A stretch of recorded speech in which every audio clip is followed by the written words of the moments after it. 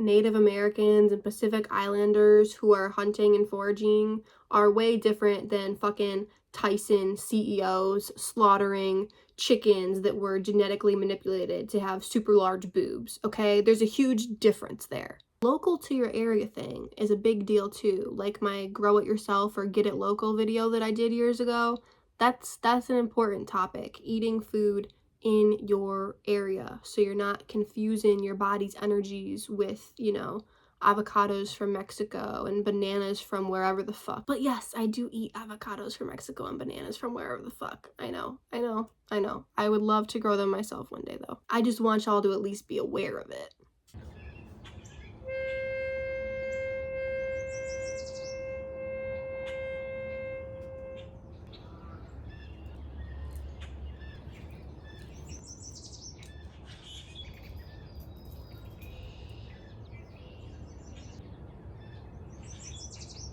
This video kind of reminds me of my "we suck at being animals" video. So this is like philosophical human morals type stuff we're going to be talking about, and our natural animalistic or not so much instincts. So this is the like ethical way to fish, to hunt, to forage. So I enjoy abducting fish. I have in the past.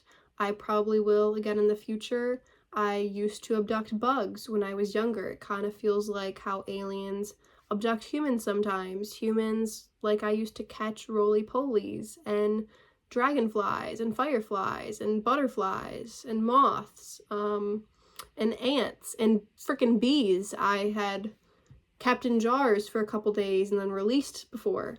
It happens. That's what I used to do when I was a kid. That's what was fun for some reason.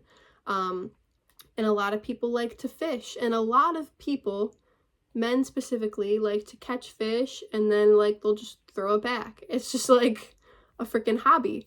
And I've done it. But so I wanted to talk about the ethical way to fish specifically.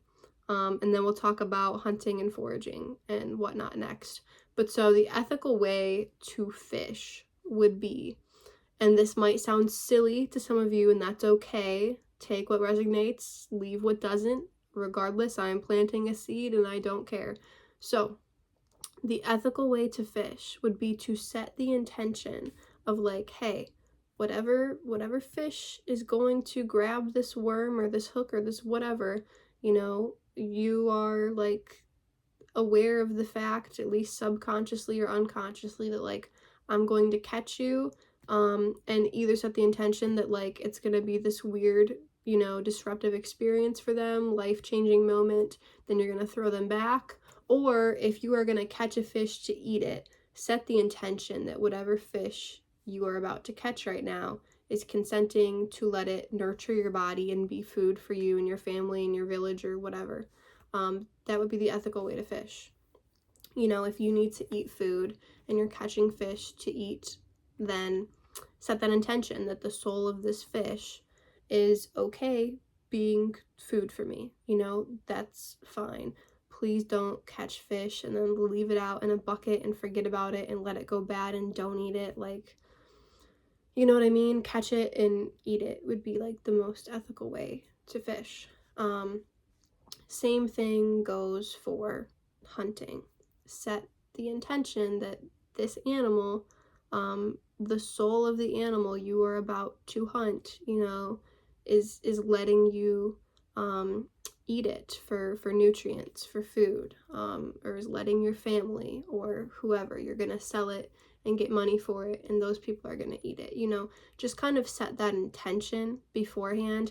And a lot of like tribes and a lot of people who live on islands, etc., they already know this, and they're one with nature, and they respect the animals that they're interacting with and that they're hunting. And when they kill the animal, they say thank you, you know, thank you for your nutrients and things like that. There's nothing wrong with that, you know. There's this big push to like go vegetarian, go vegan. And I totally see where that's coming from, because we can get our nutrients in other ways. We can get our protein in other ways. We can get it from plants. I get it. I'm not a vegetarian nor a vegan currently. Will I be in the future? I'm not sure. Possibly. I am an intuitive eater. Okay, I don't eat a lot of red meat. I do very occasionally, but I eat a decent amount of chicken and seafood still. So I'm definitely not vegetarian or vegan. I am mainly plant-based, but like I said, I still eat some stuff. But like I said, I totally get where the, people should be vegan movement is coming from. I totally get it. But also, there is nothing wrong with people who fish and hunt ethically on these islands, especially where certain plants don't grow. If you were born on land where these like superfood, protein packed plants grow, if you don't have that in your area where you were born, but you do have certain animals, you have deer that are running through, you have buffalo, you have chickens, whatever, you have fish, chances are it works well with your DNA to eat that if that's in the area where you were born. That's just kind of my spiritual belief system. If you are born in a tribe on an island where, like I said, there's fish nearby, but there's not, chickpeas or something, then that's what you are supposed to do, dude. And sure, now we have technology, you can move to a different area and you can get different food, and maybe that is like what you feel called to do, then do that. But if you feel called to stay on the land you were born on and do that, then that's fine too. I just wanted to kind of share my belief system on this topic with you. And same thing kind of goes for foraging, because the rebuttal to people who are like, go vegan, save the animals, people are like, plants are living things too. And it sounds silly when people say this. They're literally saying it to not be serious, I feel like. But they're actually kind of right. Like, I am someone who I've given qhht sessions to people who will explain their life to me as a bird, as a fish, as a plant, as a flower, or just a tree, or whatever kind of plant. Plants have that awareness, to be honest. A lot of them, I have a video on how trees communicate, because they do, okay? But there are soul memories of being a plant, and there's a soul that comes with that, I do believe, because plants are living things, okay?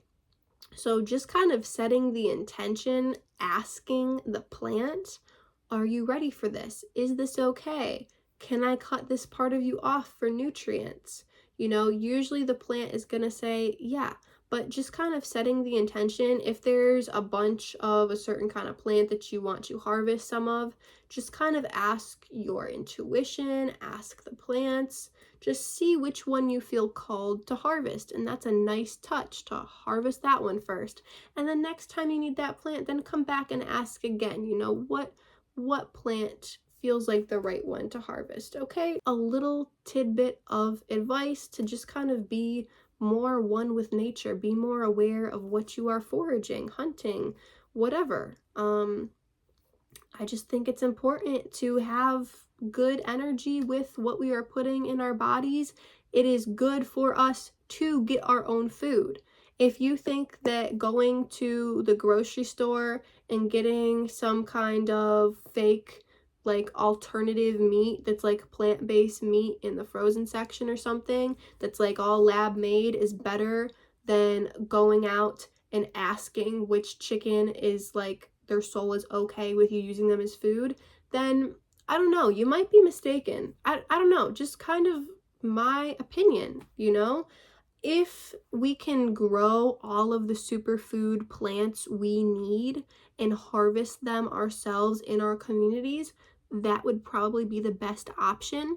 But if we are not in an area where we can grow our own superfoods or make sure that they are ethically harvested for us and then transported to us, then the next best thing is to make sure the meat we are getting is ethically sourced, at least just sort of local to your area. If you know somebody who hunts, or there is a good shop close to you, going to that person is going to be way freaking better than going to a grocery store, at least.